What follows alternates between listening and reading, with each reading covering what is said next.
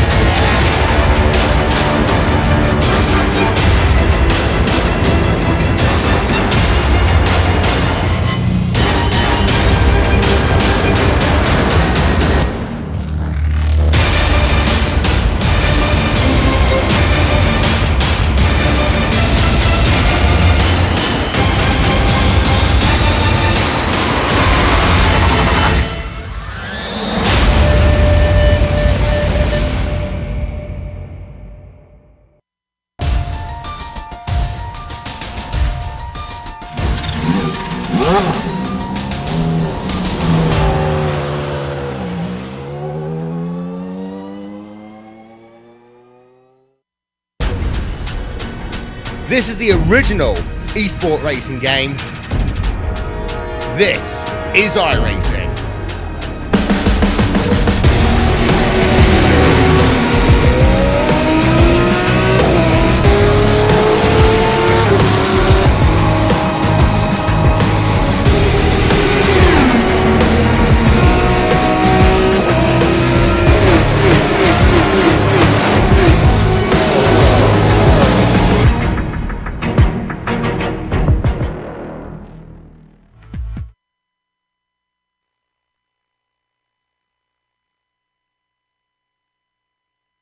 While the top spot on the podium was being passed around between drivers in the first 4 rounds, Unger only failed to reach the top 3 once.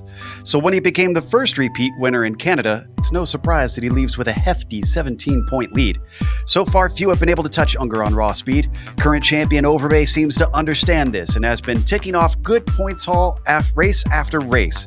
A testament to this, Overbay has the most pocket points at 22. Will a steady hand allow him to catch the quick Aussie? We'll find out soon as we get ready to watch round 6 of the PRL Radical Racing Series, and you'll see it all live here on the Global Sim Racing channel and the iRacing Esports Network. Hi, I'm Joe Peak, and with me in the booth is Nick Schmeg. Behind the scenes is our director, Sean Crackers Ambrose, and he's using cameras provided by Dougie Beard. Nick, this week at Spa, so hopefully there should be more chances to pass, but I suspect this car track combo is going to catch even some of the top drivers out. Yeah, that's for sure, Joe.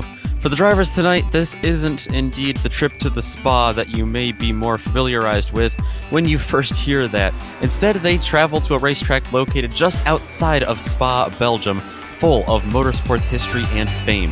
Legends have been made here over the years as Spa tests the limits of all drivers, young and old, newcomers and veterans, through the daunting yet incredibly fast elevation changes that the track sees, most notably through the uphill Eau Rouge to begin the lap. After that, it's a series of turns where passing, like you said, should be on the table for just about every circuit that they make around this 7-kilometer or 4.35-mile venue. And that's going to be 19 turns that they have to deal with to tackle today, each with its own unique twists and quirks. While many portions of this circuit, like the long Kemmel Straight, are going to provide similar high speeds to what we saw last week, the challengers are going to present themselves in new and unpredictable ways. To get a better idea of how the downforce, speed, and precision all play a factor into putting a lap around here, allow me to send you down to the track. It's the GSRC Lap Guide.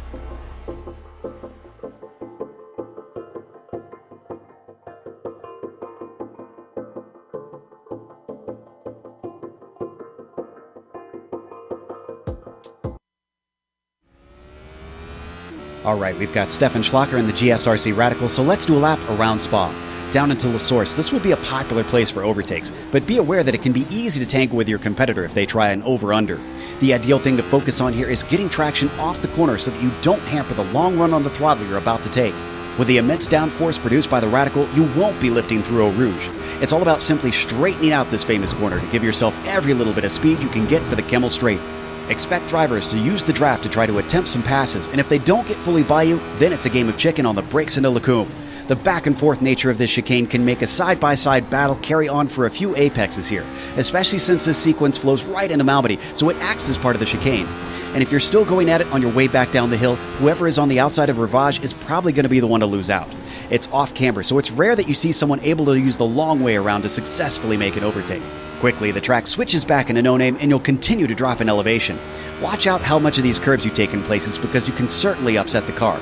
It'll take some trial and error to assess where you can get greedy. Then we hit Puhan, and you'll need some brakes and a smooth turn in on the first apex, but the second is simply flat out. That'll be important because even though the straight itself down to Fanyes isn't long, it's also downhill and you've been on the throttle since halfway through Puhan. You don't often see passes into this swift chicane, but anyone who's getting desperate could try to pull a surprise attack. It's another short burst to Stavelo, but this two-part corner is easily one of the more important turns of the circuit. The first half is a slower part, but you still want a nice solid exit. Then, feather the throttle in the second half while you try to keep your speed up. Any bit of momentum you can add will pay dividends. Even Blanchimont doesn't require a lift. If you can withstand the dirty air, you've got your last opportunity for a pass under braking into the bus stop. You definitely want to stay off the tall red inner curves because the Radical does not like them. Once again, it's all about that good corner exit to keep yourself safe on the run to La Source, but hopefully, if you've kept it all together, you've now finished a lap around Spa.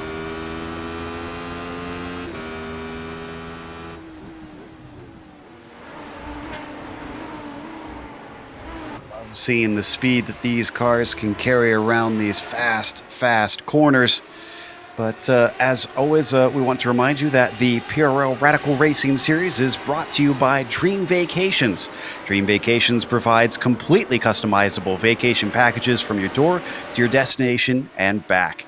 Go to travelwithanangel.com and let us worry about the details. Now, let's take a look at that championship. I mentioned that, of course, we have Unger up at the top, leading by 17 points. Overbay, though, might be probably the best person to challenge. Even though he hasn't won a race yet this season, it's been impressive the way that Overbay's been hanging on to things, even when he doesn't have the pace week in and week out. Eric Luke jumps up 2 spots to 23 behind the overall points leader into third. And that actually demotes Eric Harmon down to, there you see him in 5th. Both of them moving around Owen McLaughlin, who stays in 4th within the driver's standings. Let's go to the team standings. Nick, how are we sitting there? Well, David Unger's big win has propelled Left Side Drive Racing up even further in first place. They did already have the lead over Blown Tranny Racing there in second, the pair of Canadians, but now that has grown to a 46-point lead. Blown Tranny Racing looking the wrong way. They're looking in the mirror now because only 1 point behind is Fraley's Auto Body. They are third, just 1 point behind, 47 points back from Left Side Drive Racing. Project 2 Racing also moving up from 6th up to 4th into the top 5, 61 points back. And Alpine Stars Geodesic Racing, they remain in 5th with Overbay and Padavani trying to get things going. Let's take a look at the details for today's race and what we have in store for our fans. We are in round 6 out of 10. We're past the halfway point, and the setups on these Radicals are open, so they can tweak them to their liking. However, they've limited the fuel cell here in the sim compared to what the real Radical car can do. That means this 45-minute race will have a single pit stop for fuel. They do have an incident cap. We're at Spa, and that's going to be very relevant. We'll talk about that in a minute. They will be disqualified if they go over that cap. We'll explain a little bit more later. They have no spare car, so if they get any sort of damage, they will have to repair it. And hopefully nobody gets that because you need all the aerodynamic advantage you can around here. Today's race is once again broadcast on the iRacing Esports Network. We encourage everybody, when you get a chance, to go to their YouTube page and click the big red button that says subscribe. Then you'll get all of the PRL Radical Racing Series in your YouTube feed, along with the official iRacing World Championship Series. So That said, we've got qualifying underway. Eric Luke has returned to form. Last round, he wasn't so hot in qualifying, but he's got about 3/10 over Christian Gritzko, who was looking excellent in the warm-up. As we've seen, though, Nick, Gritzko being fast over a single lap doesn't seem to mean a lot this season. Yeah, absolutely. That car we've seen in all sorts of directions. It's done multiple 360s throughout the season so far. Hopefully, the setup under that car is going to be able to control, he's going to be able to control that setup for the rest of the race. It isn't incredibly fast, but hopefully some of these corners don't catch him out. That tricky downhill section, if you take a look at Wildridge, I'm worried about with that car. But yeah, it looks like he's gone to the top of the board as well. Wildridge actually going to abandon that lap. Or I thought he was. And then he spins it around. So not sure what Paul Wildridge is doing. He is on the second row at the very least. He's got time to improve. These are relatively long laps at over 2 minutes long, so should be able to get around for at least 2 runs in. This is Richards down in 8th, who comes up to the bus stop. The timing line is going to be early. It's going to be different from the start line here on the GP course, but only just a little bit. So as he crosses, it's a 2:18.0, so that is not a fast lap for the number 49.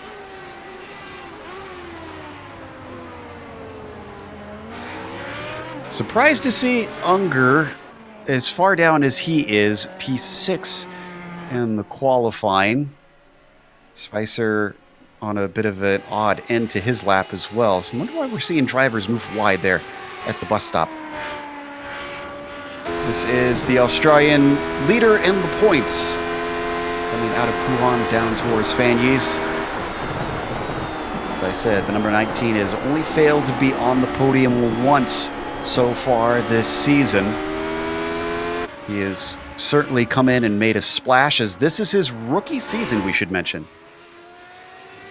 Yeah, and he's doing absolutely phenomenal with 2 wins this season, like you mentioned, especially that one last week at Mosport. The other one came at Road Atlanta, so pretty similar tracks there, a bit unlike Spa, so hopefully he's able to have pace tonight still. He is in 6th, but like you said, that is a little further back still than we're used to seeing the 19 car. Nice and clean out of Blanchimont. No off track to discount his lap as long as he's clean here. Oh, as he's very deep into the bus stop. This one should count. 2:14.0 is his quickest. Not the tidiest of corners. Unfortunately, that's going to cost him a 10th off of his fastest. So these off tracks that we've been mentioning, for our viewers who haven't watched or driven iRacing before, Nick, what exactly are we talking about, and why are they significant to the race today? Yeah, essentially here in iRacing, you have the incident counter where you have things like 4 points that they will give you for contact with another car, 2 points for minor contact or contact with something like a wall, 0 points for maybe a little bump draft down the Kemmel Straight here, but the 1X is what they're going to have to watch out for tonight. Those little 1-pointers, they are going to add up in a hurry here as you go through turns like Pouhon and Blanchimont here and No Name.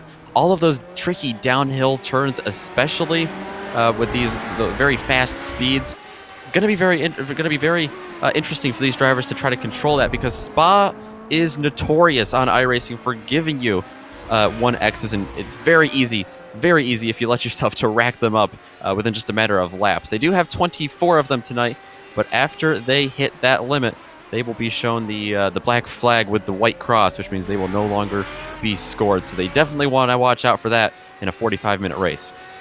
Tyler Gore just went by for another lap, but that one did not count. So this one will be possibly his last attempt.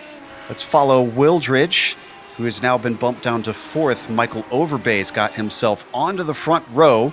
So the driver chasing Unger is well above him in qualifying and positioning himself great to try and gain down on some of that points lead. Wildridge now through Stavelo, way off the apex though. Not sure if he got an off track for that one. He will be able to come around to start another lap if he so desires. The Hoosier, though, certainly not on the cleanest of runs. Yeah, and such a lot of high-speed portions of this track, so one little slip up here with the car, with the wheel, it'll cost you a significant amount. Right on board with Owen McLaughlin. And I can report that Wildridge abandoned that lap. That will mean that he will unfortunately not be able to start another one in time.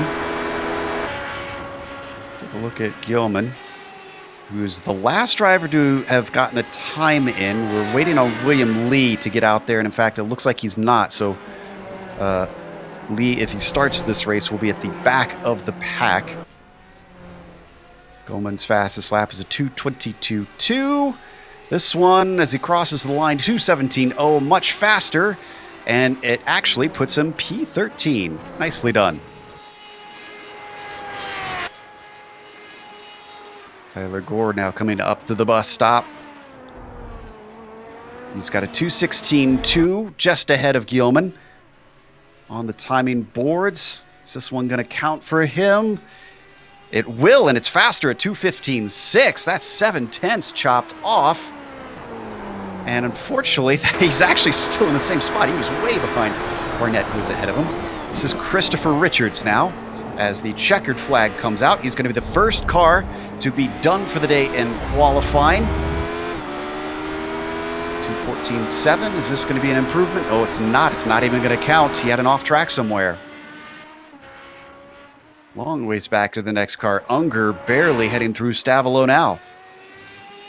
David Unger, he's been demoted all the way down to 8th place. He's definitely going to want to look up, and he's going to have an off track there, and he's going to just retire the lap, it looks like.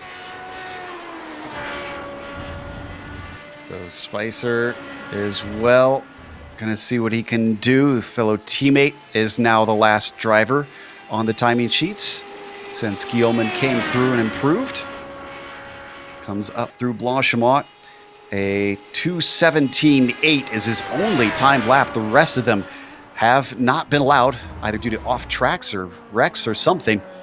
We won't know since we weren't watching. So the number 22 off into the line. Let's see what he's got underneath him. It is a 2:16.2, and that will promote him up to 13th only.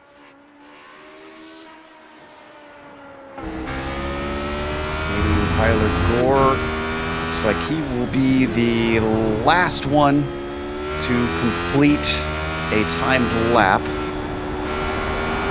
believe, unless Richards, I don't think Richards got across in time, did he not?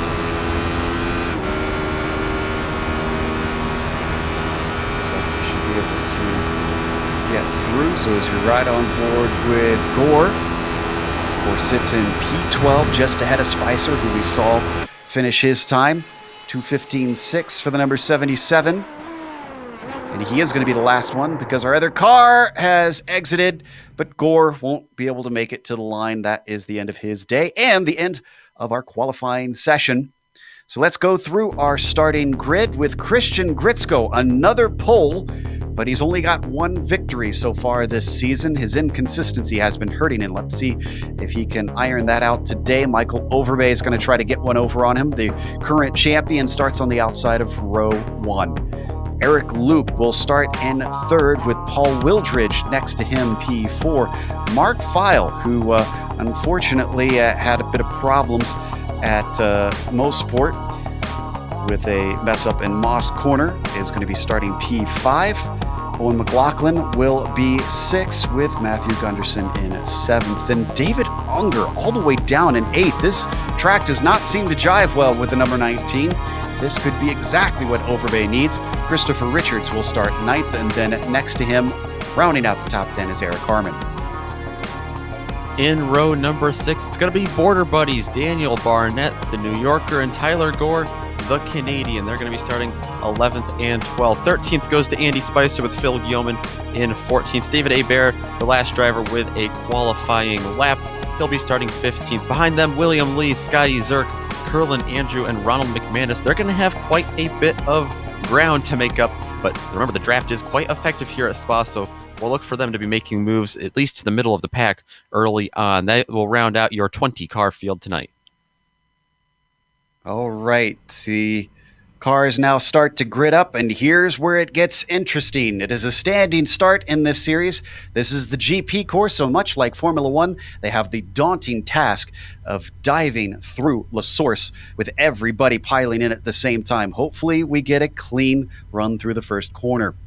The weather is in their favor, 84 degrees on the track surface. It is a lovely sunny day here in Belgium, a rare thing.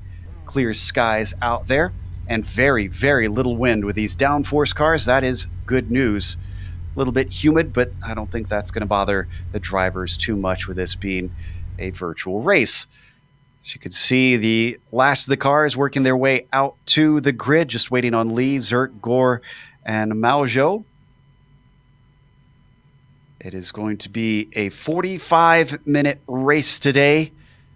Who is going to be able to maybe use a little bit of pit strategy to their favor? It didn't work out for Eric Luke last round at Mosport. He lost a lot of time for the leader. Took him out of the running for the win behind Unger. At this point, it is just Gore, Zerk, and Maujo. Gore gets himself out to the track. As the clock ticks down, the lights now come up. The engines start to rev. Green flag is out here in Belgium, and off the line, it's looking pretty good for Gritzko. He immediately moves off to the racing line. As they come up to the first corner, and already we got problems. This is a Mark File who is shoved off course. Lots of chain reactions back there. We've seen that before in this series, but a great battle going on up front as well. Gritzko starts to pull away. Overbay being chased by Eric Luke, File's teammate. Paul Wildridge also giving chase back and forth. And you've got a gap to Unger. 8th place qualifying, already up to P5. And we haven't even completed the first lap, but look at this battle for the lead. Slingshotting by Overbay, trying to work the long way around into Lacombe. And he makes it stick as he demotes Gritzko down to P2. I expect we're going to see moves like that a lot tonight. Now, Gritzko's going to have to defend from Luke for the rest of this lap. You see Luke go very wide there. Now Wildridge is all over the back of him. Look at the battle back there with Unger, McLaughlin, Spicer all in a tight pack, but this front four still fighting it out to try and decide the podium down through Pouan for the first time. Who's going to be clean through here? Got a bit of side-by-side action between Unger and Richards. Unger moves himself back up to 5th. Richards on the defensive from Owen McLaughlin behind him. The number 5 car pokes his nose but can't do anything with it. Spicer, the teammate of Unger, amongst there as well. And don't forget the banana split car of Curl and Andrew. All running nose to tail through this very fast portion of the track here. A couple of cars going off track onto the curbs and the AstroTurf a little bit. Right now, the closest battle as everybody spreads out is Spicer, Andrew, and Gore. Streaming their way down to the bus stop for the first time. And I take that back. Gritzko manages to get by Overbay. Pass for the lead twice in the first lap. Overbay's not going to sit for that. Already going back on the attack, forcing Gritzko to stay defensive, but he drifts back to the racing line. Here comes Overbay down to the inside of La Source. Could there be an over-under? Gritzko tries to get the grunt off the corner. He's slightly behind. He's got the slipstream. Look at how close he is, but he lifts on their way down the hill. I think he might have to lift a little more going up to Eau Rouge as well, following Overbay. It's going to be very close if he wants to keep this run up. Look at the might he is showing there in P2 as he slingshots to the outside. This could be what he was waiting for, just using the draft up this very fast straightaway, long uphill climb. Back to the front again for Christian Gritzko, our pole sitter. And it is a mess behind them with Spicer, Richards, Unger, and McLaughlin all fighting very, very hard. I wonder if someone got a slowdown among there, because Unger was much farther up. He manages to get by Richards coming through Malmedy, but the damage has been done.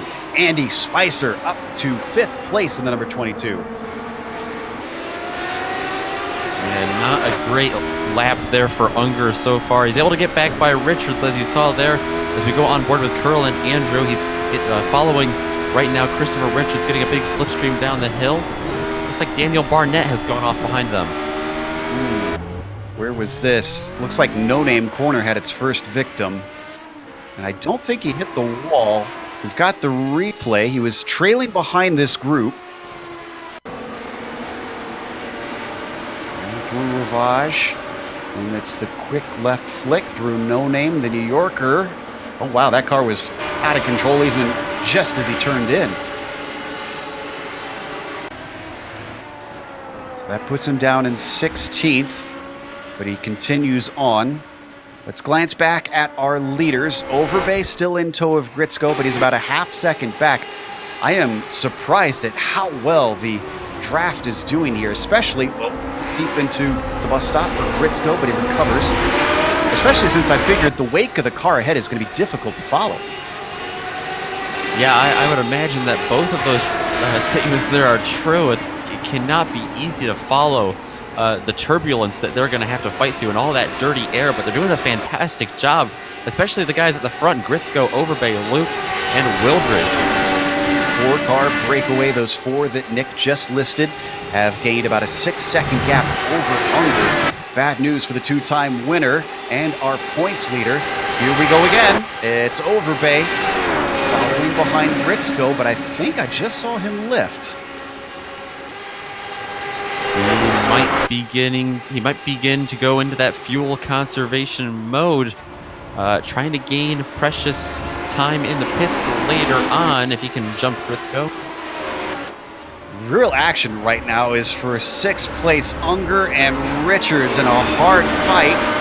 And Richards is going to come out ahead. There's Curlin Andrews sticking his nose in.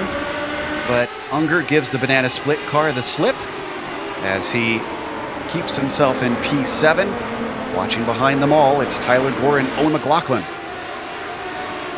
And Unger losing 2 spots once again up through Eau Rouge. He's not having a fun time through the beginning, through the first sector of this track today. Stay close together. I wonder if we've got a little bit of time now, though, to go back and look at Files' incident off the start at the very beginning. See if we can get that replay going. Yeah, we got a little bit of time here while these cars get to a faster portion. Let's take a glance at that. I know you mentioned this was Mark File involved. I think the car that got into him was Matthew Gunderson in the 33 behind him. I think he just outbraked himself going down into the source. Take a look. Yep.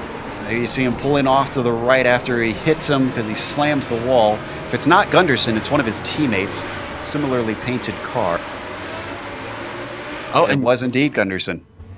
Yeah, as we go on board with Gunderson, you know what else I noticed there is that when the 777 of Mark File came across, he actually hit the nose of Unger quite a bit. A little bit of damage on the front of that 19 might explain why he's so slow through the flat-out sections of this track. Certainly makes it a nightmare for Unger. As we come back to the top 2, Gritsko still leads Overbay. No change for position since we left them. And if there's no change this time down the Kimmel Straight, I think you're right. I think Overbay's starting to play fuel games.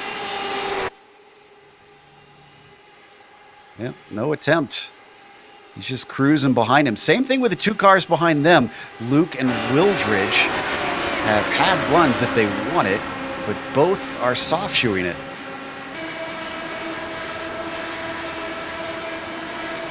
So in that multiple car battle, you see Tyler Gore. That's the teammate of Gunderson I was talking about before. Way late into it, off into the grass, and Richards is going to squeeze by. Harmon is going to go by. 2 positions lost for the number 77. Owen McLaughlin can't do anything with it, and the blue machine behind him, though.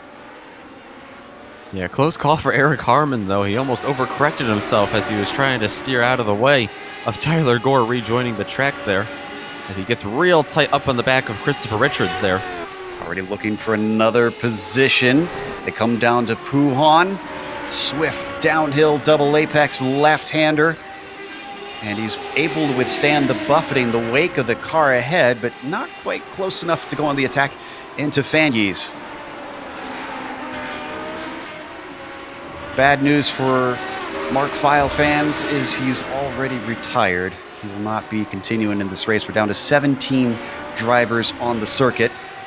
This is great. Oh, this is looking fantastic for Harmon. He is right tucked up underneath, and he'll get a big dose of slipstream. Can he get by him before they get to Blanchimont? Is he not daring enough? It looks like he's pulling back in the racing line. Will he try it down into the bus stop? That's going to be his next good opportunity here. He's got to really be precise on the brakes, though. Just a little too far back from what it looked like. So not daring enough for the number 617, but certainly keeping Christopher Richards in check. Already 10 minutes into this race. It is flying by. And I think we had more problems with Daniel Barnett. He was the one who spun in No Name. And it's another self-spin for the 66. Yeah, this time down, not quite into the bus stop, kind of in the middle part of the bus stop. Phil Guillaume's going to be the 96 car you see getting through this incident.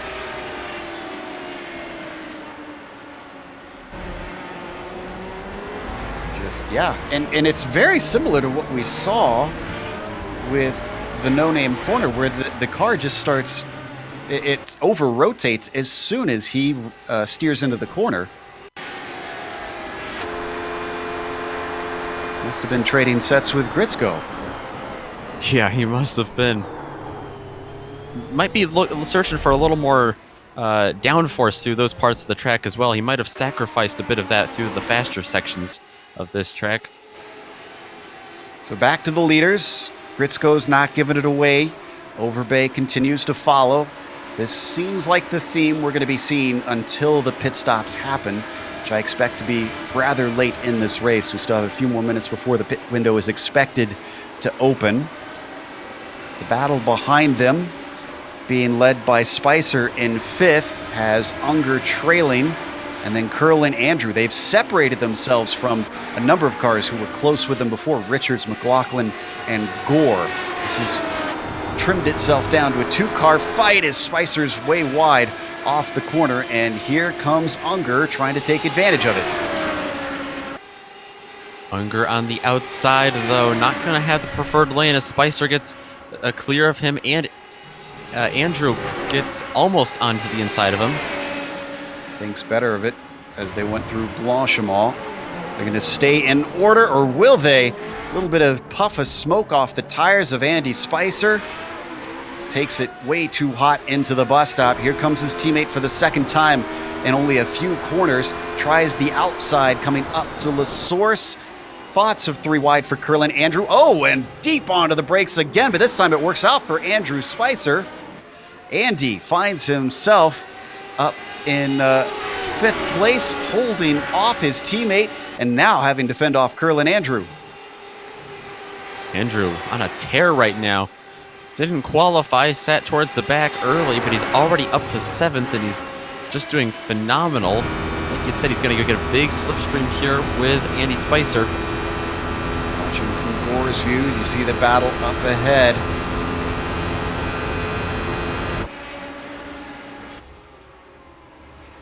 And it looks like McLaughlin's going to move himself into P8. I can report that Andrew did get by Spicer.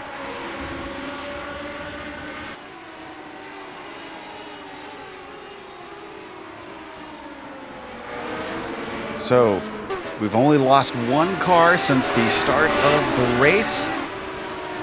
It's certainly been some fierce fighting through the rest of the field. So we take a glance farther down. Driver we haven't really got to watch much yet is Ronald Manis, and that's Phil Gilman giving chase on him.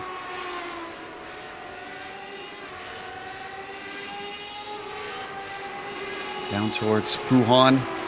The car ahead of them is David A. Bear, kind of running his own lonesome race.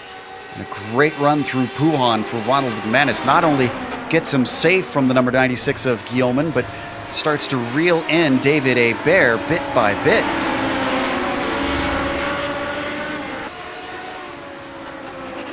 And up towards the front, Spicer has Unger tucked up underneath that rear wing once again, but as the speed picks up, Unger drops back. I wonder if Spicer's trying to give a little bit of help to his teammate. Curlin Andrew just taking it in way too far into the corner. He had a gap back to this battle for P6, but now he no longer does. Yeah, that bunched them all up. They go through the source once again. Unger a lot better through there than Spicer. I'm shocked at how many drivers we've seen outbrake themselves into corners so far. Seems like it's a serious problem. Spicer trying to get up into the slipstream of Andrew down the Kimmel Straight. He's got it. He looks around the outside. Defensive move from Curlin Andrew. Unfortunately, all for naught. How easy it was for Spicer to get by, and yet David Unger, even with 2 cars towing him, can't do anything. Yeah, and Curlin Andrew not great through there either, so that's going to hold Unger up just a little bit more. Look at the gap that's going to open up to Spicer ahead of him. That will certainly help him through the next set of corners. Not only that, but our viewers may have noticed that the pack that had dropped off of them, which included McLaughlin, Richards, and Gore, as well as Harmon, have now caught them. Ooh, down to the inside. Too wide into Puan. It's going to be a tricky proposition, but Unger's not willing to attempt it quite yet. We've seen Unger take a lot of peaks for some daring moves tonight. Just hasn't been able to pull them off. Might be dealing with a little bit of that front end damage and might just be having a bad night. He didn't qualify very well back in 8th, which is certainly unlike him, but he doesn't want to stick his nose into trouble too much here early on. He's got a points lead to defend as well. The picture being painted is that David Unger is going to miss out on the podium for only the 2nd time this season in 6 rounds. He's fighting tooth and nail just to grab a top 5, and even that is proving hard for him. Right on board looking back at Andrew from the bumper of Andy Spicer. They hit the bus stop once more. Way deep on the brakes, way too deep on the brakes, and in fact both cars have lost control. Spicer goes all the way to the back. Somehow Unger finds his way to the front of this group. Everybody scatters to try and make sense of what's going down. That moves Unger into 5th. Andrew, now P6. Tyler Gore settles into 7th. Richards is trying to fend them off. He is in 8th position. Harmon moves up a spot into 9th, and McLaughlin loses out down to 10th. Yeah, McLaughlin got through there cleanly, but more problems as he went down through the source. I think he had a slowdown penalty trying to, after he cut through there maybe. At the front of the group, we'll go to the replay after this because we got more cars going by. Tyler Gore moves himself to the front. Christopher Richards is going to follow him through down to the inside of La Source. Almost goes into him as Gore breaks late into the corner to keep to the outside of Richards. Richards, though, can't hold up the momentum. Curlin Andrew can. In fact, he's got so much of a slingshot down the hill into the braking of Rivage. Curlin Andrew moves back up to P5. Let's take a look at the replay of what kicked this all off. This is into the bus stop, out of absolutely nowhere. David Unger takes one crazy dive into the corner on Andrew. Yeah, he got way too deep on the brakes on Curlin Andrew, and in front of him, Andy Spicer, I don't think he had contact with either one. He was just trying to slingshot from the outside groove and spun himself around coincidentally at the exact same time. We're going to watch from Spicer's perspective. Now, I did notice as well that blue car of McLaughlin seems to have made some hard contact as he was trying to turn in. Yeah, There you see McLaughlin back both to the right there. pits now. Unfortunate. So let's watch from McLaughlin's perspective. Poor guy, the number 5 car is simply, I think, trying to pick the right way through, and so much was going on. There's a spinning car he's got to avoid. Thinks that he's clear, and nope, there's a car there, and you can see the intense damage to that corner of the car that happens just from that one hit. And as we watch these cars continue to battle, I can report that Unger has elected to pit now. Oh, and Richards turns it around in La Source. What a wild race this has been.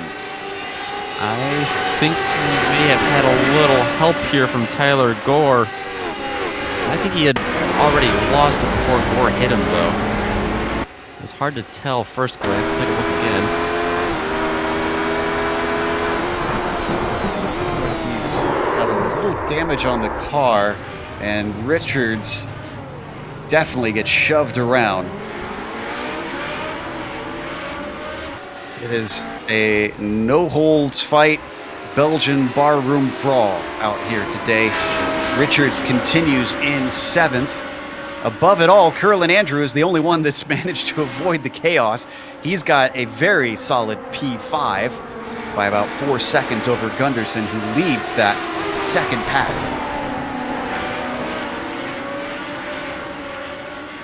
Richards just ahead of Harmon. Go ahead. Lots of these cars back here in the mid-pack that we're looking at. They're all starting to... I don't know if there's a single one that is completely clean of damage yet remaining. We go on board with the 617. Taking little pokes and prods at Christopher Richards, but nothing doing for the moment. Let's stay with this, but I just want to assuage any fans that might think we're missing anything up at the top.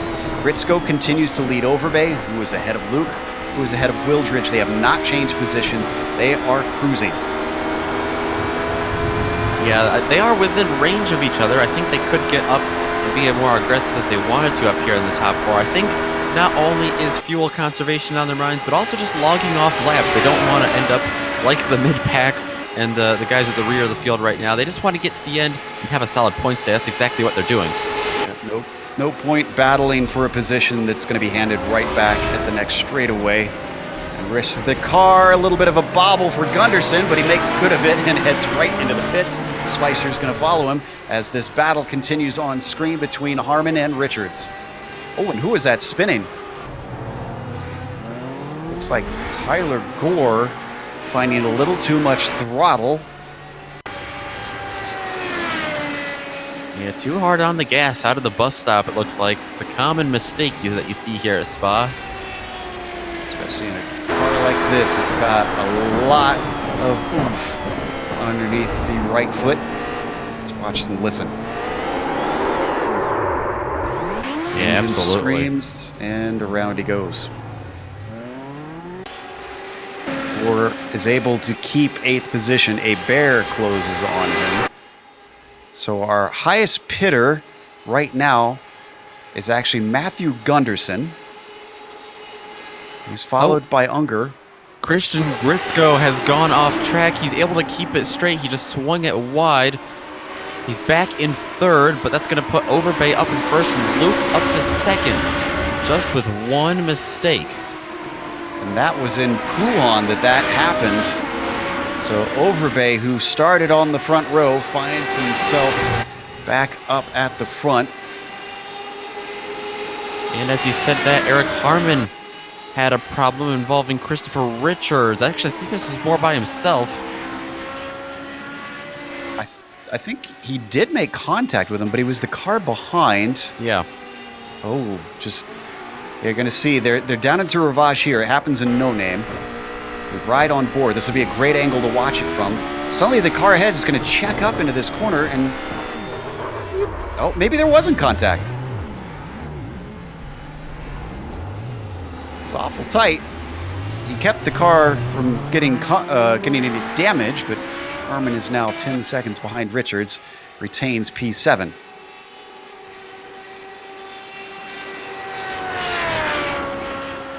So let's go back up to the front crew. Go ahead. Yeah, that's exactly what I was going to say. Gritzko was looking awfully aggressive into the bus stop while we were watching that replay. I'm wondering if he's going to try something on Luke. Instead, looks like Paul Wilders is going to try something behind him. They are going to go too wide, too deep. I wonder if pit stops are coming soon for these drivers as Luke moves up to the top spot. Overbay is a sitting duck as well for Wildridge. Tries to outbrake him, but the track swings back. He's going to be on the outside of Malmedy. Overbay can't carry the speed the same way as they almost go 3 wide, but Gritsko thinks of it twice before they go side by side once again down through Ravage. This time, Overbay is able to finally fend off Wildridge. Wildridge stays in third. All this battling, though, is losing touch to the number 09 of Eric Luke. Eric Luke, our winner just a couple weeks ago at the Nürburgring. Back from Wildridge on Gritsko. Every one of these cars has won so far this season except Overbay. Actually, no, I take that back. Wildridge hasn't won, has he? Double check my stats there. Yeah, that would be correct, I believe. Yeah. Gritsko has and Luke has. As they fight hard, they also are now losing the number 1 machine. Our current champion is getting himself a little bit of a gap. See if he can run down Luke on raw pace. But are we going to see maybe some pit stops now that drivers have separated themselves? Coming up to it soon. Eric Luke hits the braking zone of the bus stop first. This is where the pit entry is. The 09 is going to elect to stay out. So is Overbay, so is Wildridge and Gritsko. And Overbay as well, actually, looking for his first win of the season, as hard as that is to believe. He's had a lot of consistent finishes to get him second in the points, but no wins yet this year. 3 of the 5 rounds so far have been podiums for Overbay. I mentioned he has the most drop points sitting at the ready of anybody. So despite not looking as dominant, although you couldn't really call it dominant necessarily last season, Overbay still showing why he is a champion. They come up the Kimmel straight. Wildridge not going to attempt to pass over him. They are starting to gain on Eric Luke. Maybe drivers starting to work together to try to reel in the overall leader here. Absolutely. They got to work together here. They don't want to get too feisty with one another. Especially the fact they still have pit stops to go, like you mentioned. Watch from the last car in the train. This is 4th place, Christian Gritsko. Rides very closely behind Wildridge. Wildridge has won before. I believe it was last season, though, at Road Atlanta. Although that race he used attrition to his favor, as he's blinking a little bit here. Hopefully he doesn't become attrition. I'd say today that Wildridge has run a great race to be in position to potentially take a win. Just can't take anything away from the 67 for what he's been able to achieve so far today in the first half of the race.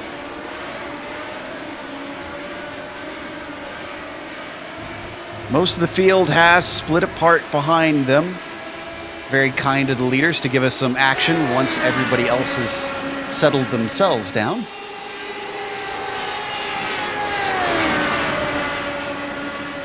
We got this time, though, Nick. They're coming up to that pit entry once more. Absolutely. Are they going to dive in, and are they going to split off, or are we going to see all 4 of them at once? They are coming, and it is all 4 of them. All right, did anybody fuel save enough to be able to jump one another? Luke first into pit lane, Overbay behind him, Wildridge 3rd, Gritsko 4th. Incredibly tight between these top 4 drivers, so even the smallest mistake in the pits, or even just a slow pit stop itself, could change any one of these positions. Looks like everyone got cleanly into their stall. Gritsko might have stuttered a bit getting into his stall, hesitating, but I don't know if that's going to hurt him too badly. Andrew's going to inherit the lead. He's able to save enough fuel to go an extra lap. At least we hope he can go an extra lap. Luke is first back out, retains the lead that he had coming in. Overbay stays in second, but look at how much they've jumped the cars behind them. That is Wildridge and Gritsko. And Wildridge coming out in front of Gritsko just barely. They both had to check out because it's a single file pit exit. It is a 2.5 second gap now. And that all comes down to pit times, it looks like. Both of those cars at the back had 17-second stops compared to 14 and 15 for Luke and Overbay. So will we see Gritsko and Wildridge be able to leapfrog with each other and use some tandem drafting to their advantage to get up to Overbay and Luke? How aggressive are the 09 and the 1 car going to be up at the top? That's going to play a big factor in that as well. We've had a few more pitters. Gunderson, Unger, Richards, Spicer. Almost everybody actually has pitted. We've got Phil Gilman with a very long pit as well. I think he might be repairing some damage. Not sure what's wrong there. So the only two we're left waiting on are a Bear and Andrew, although Lee has yet to pit. He is currently 16th. And Andrew, our current leader, as Barnett is also in now. There's the banana split car of Curlin Andrew. He won the first round last season here at Spa. Talk about a wild race, that one as well. Was a little topsy-turvy. Andrew not looking likely to take a second win. He could get a top 5. He only has one top 5 this season. It's been a rough season for him, to say the least, sitting 8th in the points. He's going to dive to the pits here. It's been a thirsty season for Curlin. It has. So Overbay now re-inherits the lead as he's chased by Eric Luke. Looks like behind them, Gritsko has jumped to Wildridge for that 3rd place position as well. It's basically a battle for best of the rest between those two. The final spot of the podium yet to be decided. Bear is going to join Andrew in the pit lane, the last car to take a stop.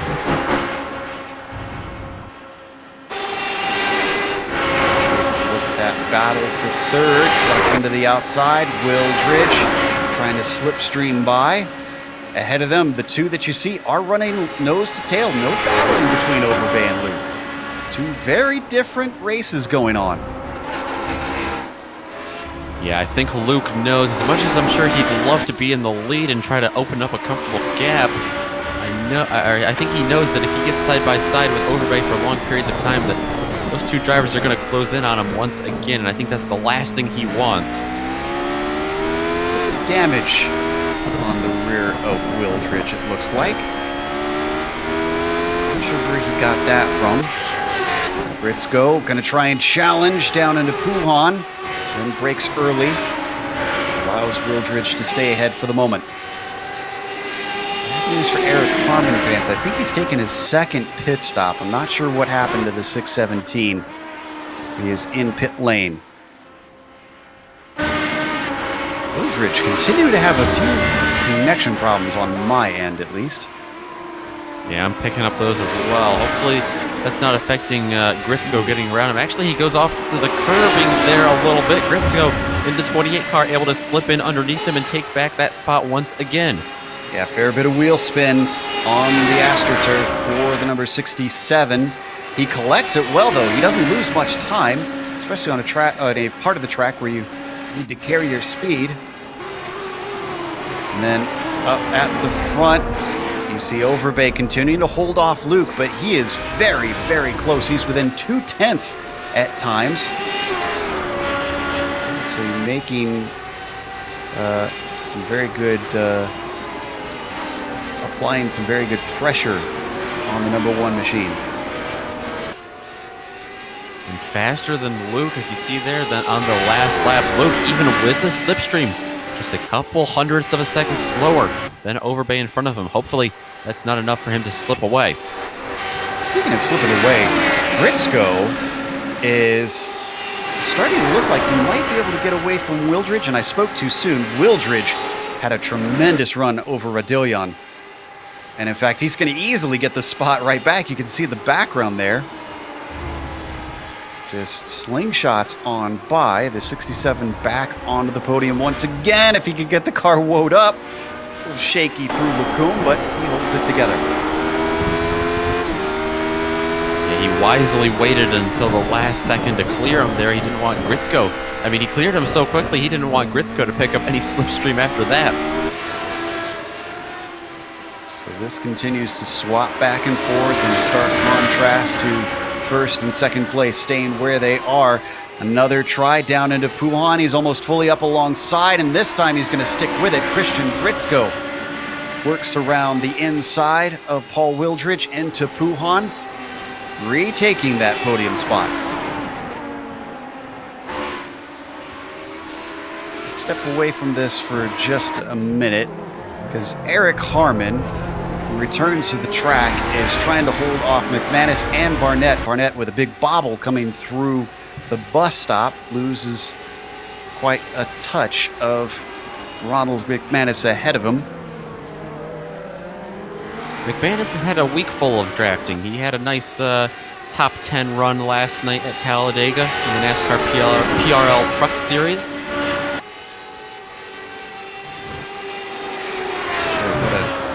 What a jump across. Where were they running last night, actually? Talladega.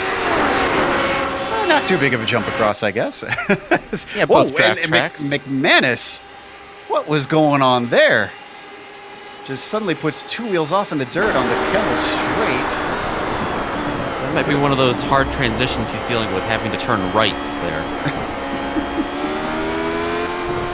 Well, the Club West driver keeps it going, but I think he cost himself a good opportunity as he lost speed with that slight off. And Harmon is going to retain P13.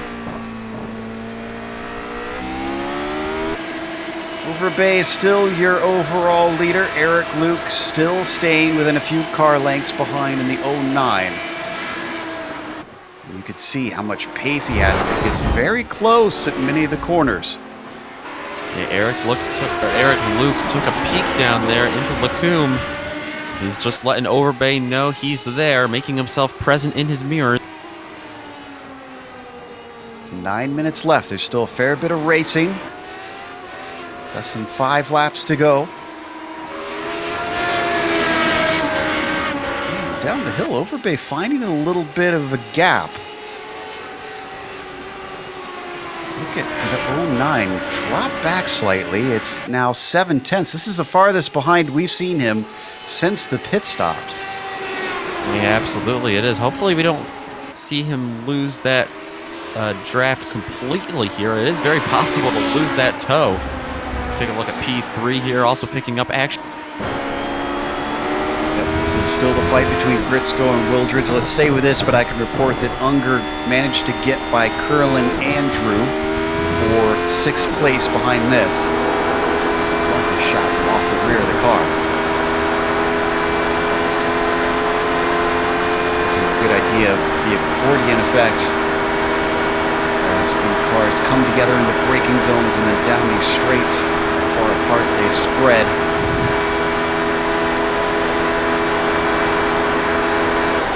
Defensive move from Britzko. He takes to the racing line. Paul Wildridge going to follow him to that rubbered up line. Not much has changed weather-wise. It is still 82 degrees on the track surface.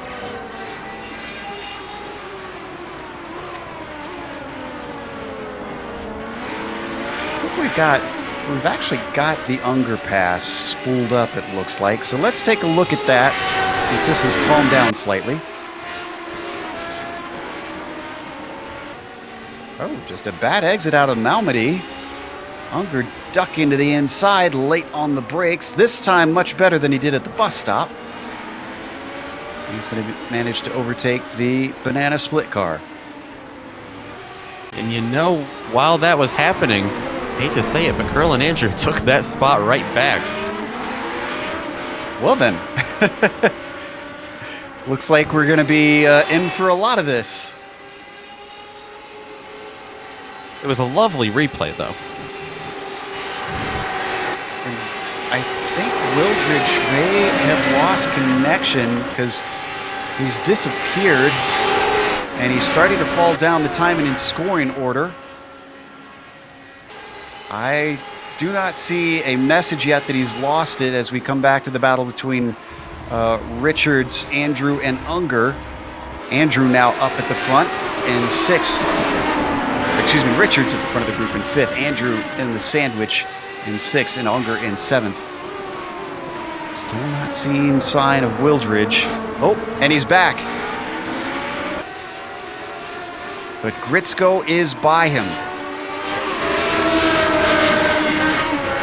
That had to be a little bit scary for the 67.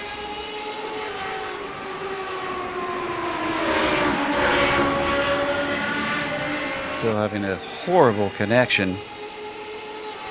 Hopefully that holds out to the checkered flag. Let's stay on this battle that we see on screen. Richards ahead of Andrew, ahead of Unger. I wonder if this will be... No, won't be the lowest finish for Unger, I believe. I want to say he had a DNF. I might be wrong on that, though. You might be right. So this won't be his drop week, I suspect. Yeah, it looks like he finished 18th at Monza, round 3. That was his worst. 6 laps down. Yeah, that's right. I remember he had the opening lap incident, and I believe it was with Padovani, maybe? So as they come off and around. Oh, and Richards loses out! More wheel spin coming out of the slow bus stop chicane. Curlin Andrew inherits P6. David Unger is going to be in 7th. If we take a look at the replay, you can see Richards knew as soon as it started to slide around, he tried to mash the brakes, tried to mash the pedals all together. He almost was able to save it, but he had to get out of the way of the cars behind him. Just decided to loop it around instead. Greedy right foot, unfortunately, for the 49 machine. He only loses out to Andrew and Unger. He stays ahead of Spicer and is now P8. That battle probably going to be raging on from what we've seen with these two. Same thing with the battle for the lead, though that has been a little bit more calm. Eric Luke has been very content to sit right behind Michael Overbay. He has reeled him back in. Remember, it was up to 7/10 at one point. It is down to 3 or 4/10, fluctuating with each corner. 4 minutes left to go. And, 2:15 a lap. That would be 4.5 minutes, so 2 to go this time by.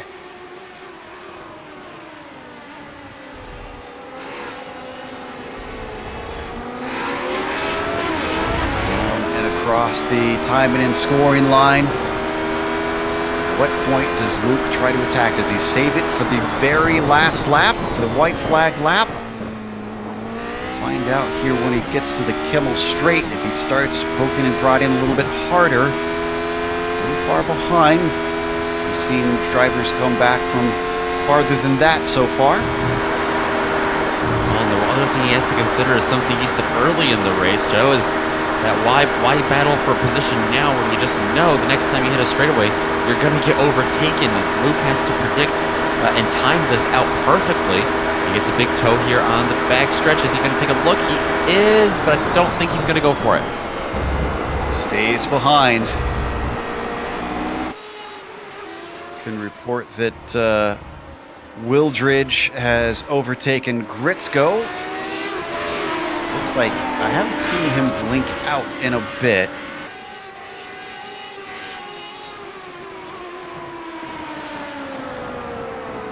So maybe he's got whatever was gnawing on his connection to let go. Looks like a little battle between Andrew and Unger here. Unger still chasing him down, trying to get around him. Got to be frustrating for a driver who's had so many good finishes. He's currently running 7th. At best is going to see a P6 unless something really dramatic happens. Earlier on in the race, I mentioned how many drivers had failed to finish. It was only one before. It's gone up since then. File has been joined by Lee, who is out of the race. The last car still running is Owen McLaughlin, who had a long pit stop for repairs, but is able to make it a 16-car field so far. And Eric Luke and Michael Overbay coming through the bus stop now to come across the line to go on to lap 20. I believe this is the white flag lap for him. It is indeed.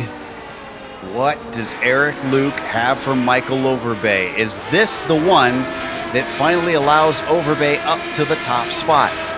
He took the championship last season, had a heck of a fight with his teammate Padavani. This season, Padavani not able to attend, so it's been different drivers he's tussled with. They've hit the Kimmel straight. Eric Luke is starting to feel the toe. He's reeling him in. It's down to 2/10. Just about a car length back. He looks to the inside. He's going to try it here. He outbrakes him. Can he take it down to the apex? Yes, he can. Nice and tidy for the 09. But this lap is not over yet. There's going to be more opportunities. Can Luke fend him off all the way to the checkered flag? Wildridge manages to stay ahead of Gritzko for the last spot on the podium.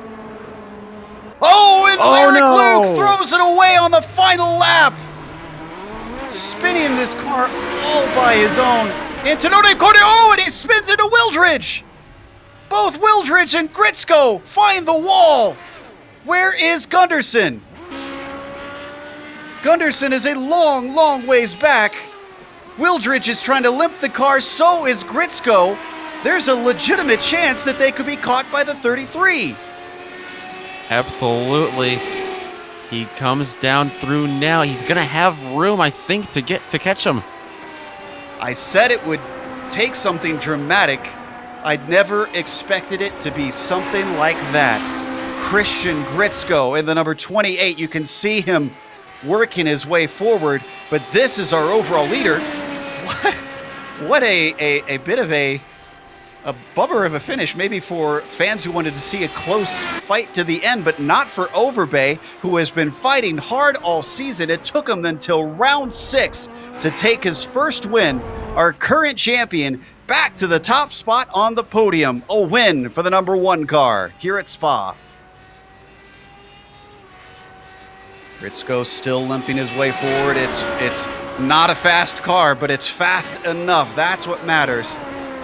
He hits the bus stop chicane just ahead of Paul Wildridge and Christian Gritzko. One of the most damaged cars to reach the podium I think we've ever seen. Wildridge going to join him as well with a fair bit of duct tape needing to be applied. Gunderson had a whiff of it, but he gets a P4 anyways.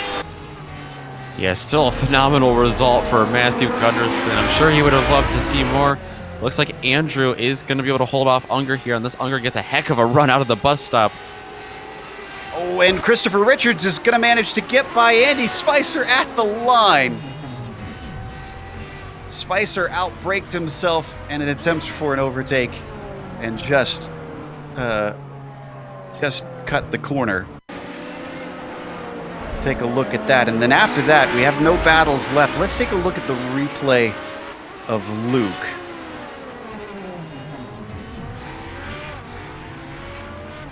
So here we go with Eric Luke.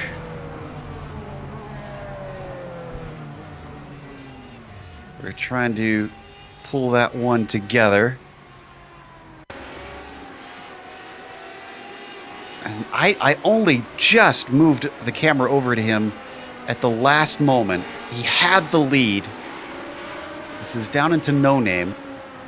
Yeah, I mean, he must have just been watching his mirrors or something. The car starts to rotate on entry, and then unfortunately you'll see right here, the car's clearly broken. He doesn't realize it until he tries to get it going once again, and by that point, Gritzko and Wildridge are barreling down on him. You really can't blame him for trying to recover and get that second place, even though he hit the wall. Yeah, absolutely not. It was just desperation mode at that point to try to salvage anything that was left of it. And Wildridge and Gritzko, you saw from Gritzko's view, had no warning. Yeah. They saw him off to the side slow, but there's no way they could have known he would have that spin. We'll get to try and ask them a little bit after the break, because on the screen you're going to see all the upcoming races, but after that we've got the driver interviews as well as the unofficial results, so stick around.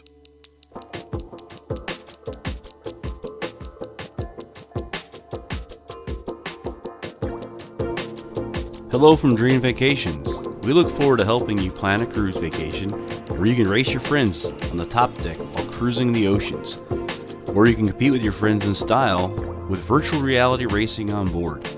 If cruising is not for you, we can send you to Germany, where you can challenge the ring, or whisk you off to Abu Dhabi to take on the world's fastest roller coaster in Ferrari World. Whatever your dream vacation may be, let Dream Vacations handle the details and make that dream into a reality.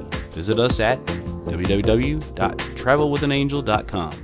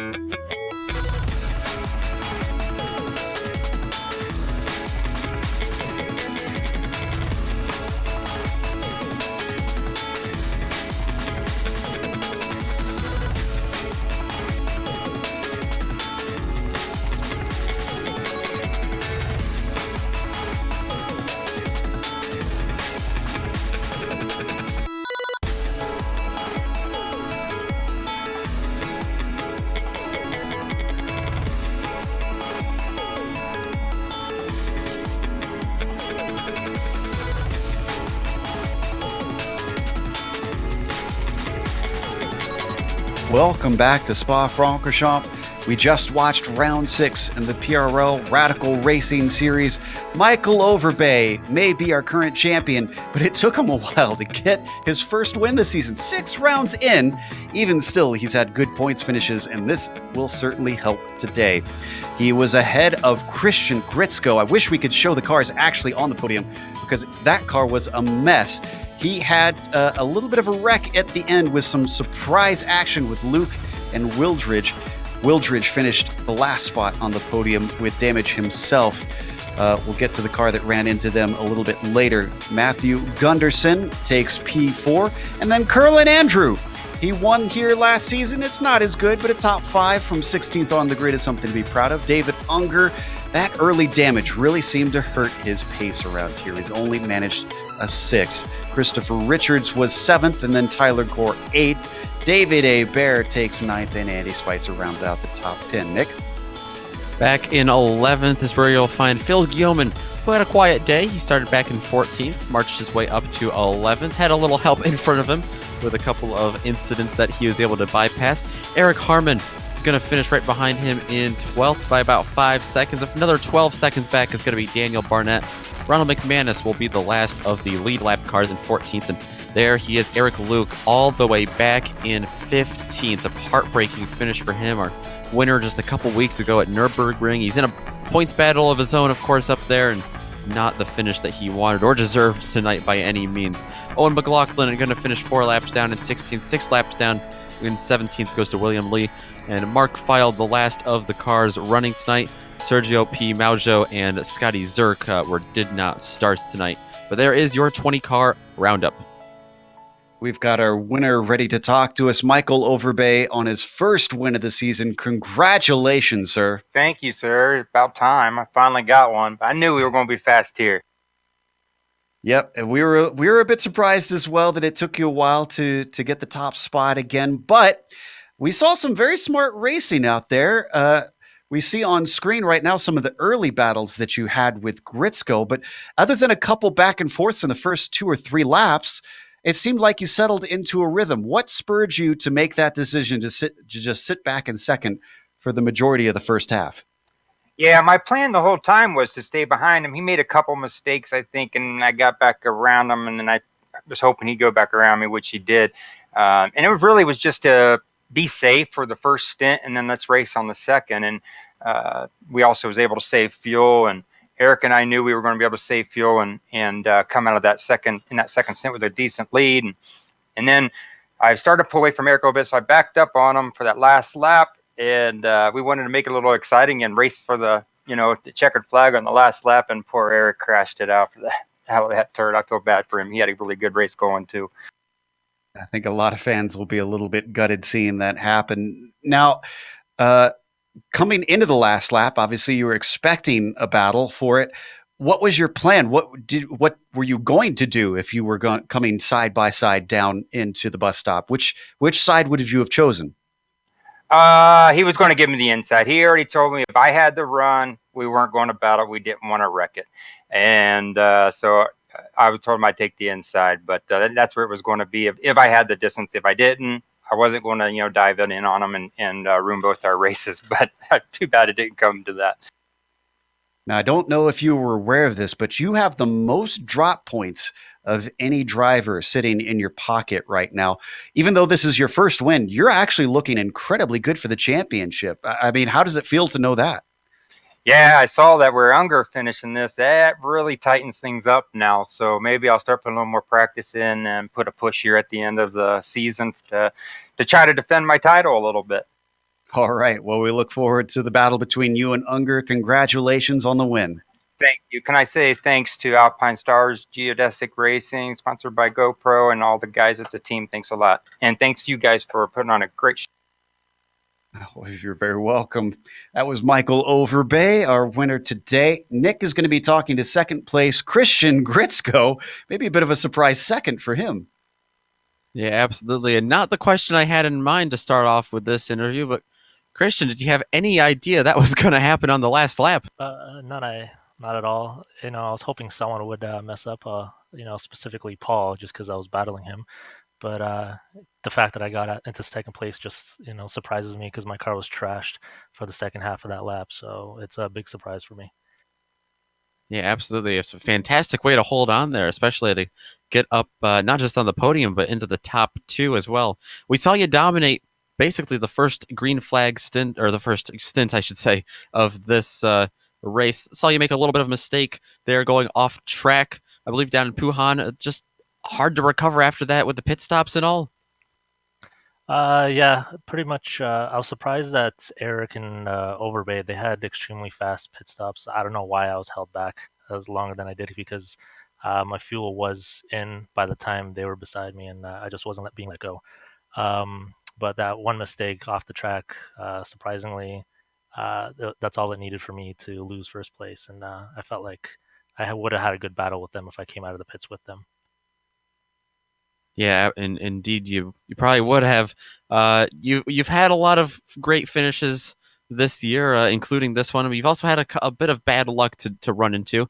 You came into tonight ninth in the points. Is there any hope for you? You think to maybe get up there and, if not to fight for the podium in the championship standings, maybe at least salvage a top 5 out of this season? Definitely, that's definitely my goal for the rest of the season. All the bad luck I've been getting, I've been trying to just handle this car, and it's so difficult. And I'm starting to get into the rhythm. Hopefully, for the rest of the season, I can continue this trend instead of having a few good races and a bad one in the middle of it. So yeah, I'm definitely going. Yeah, absolutely. You lead a lot of laps, of course, in this series. We just don't get to talk to you a lot in the booth here, so hopefully that'll change in the last 4 races of the season. We hope to see you around soon. Definitely, I have a lot of fun doing these interviews and enjoy talking to you guys. So thank you so much. That was second place finisher Christian Gritzko. Third place, Paul Wildridge also joins us to talk about that finish. Paul, Christian obviously said he didn't expect that to happen, and I'm assuming you didn't either. But limping to the finish line, tell us about the car. How was it? Because it looked like a mess. Yeah, it belonged to Joe's Crab Shack. It was, I wanted to run down Christian after that, but I was too afraid I'd wreck it again and lose the podium. The craziest finish I've ever been a part of. Now, before that, at the start of the race, you were fourth on the grid and got a good start. You stayed ahead of the action at La Source, and that gave you a good breakaway with that top group. But even though you rode behind them, we did not see you manage to have a shorter pit stop. Do you have any explanation for that? I got JRT. I use that, and I have an extra lap just to be safe. So I almost got jumped by Grits in the pits, so that almost did not work. And I was hoping to run down the front guys with the straight line speed, but it just didn't happen. Well, you managed to get onto the podium anyways, and Obviously, it's been a while since your win at Road Atlanta, but this one's nothing to be ashamed of, especially at a famous track like this. Tracks mean anything in particular to you? Are there some that are more special for good finishes? Yeah, believe it or not, I hate this track. this one in Interlagos. But yeah, I like Road Atlanta and Mid-O, and then the rest of them are just kind of in between. Gotcha. Well, we'll watch out for you next time Mid-Ohio is on the schedule. Congratulations for a top 3, and hopefully we'll start to see you some more. Thanks, boys. Love the broadcast. Love the series. Have a good night. It was Paul Wildridge, 3rd place today here at Spa-Francorchamps. And that's going to close us up. But before we go, we have to thank a few people. A big thank you goes out to Dream Vacations. You can find them at travelwithanangel.com. Definitely go check them out if you want to set up your own dream vacation. And also a thank you to iRacing for putting us on the iRacing Esports Network. Subscribe to their channel over on their YouTube page to get all of their races in your YouTube feed. Thanks to the companies that provide the software and hardware for our broadcast listed here on your screen. And additional thanks go out to June Lalonde, who provides our wonderful music. See the screen for how to get a hold of more of her great work. Thanks to the team today, Nick, Sean, and Dougie. If you'd like to find out more about GSRC, including upcoming races, you can find it at globalsimracingchannel.com. You can also check us out on our social media. We're on Twitter at GSR Channel, Facebook at Global Sim Racing Channel, and Instagram at GSRC_Graham. Back over to the States, another fast track, though, Road America. That'll be Thursday, May 2nd at 9 p.m. Eastern. We also have upcoming races for other series listed on the screen, so check those out and mark them down on your calendar. But until next time, race clean, race hard. We'll see you on the track.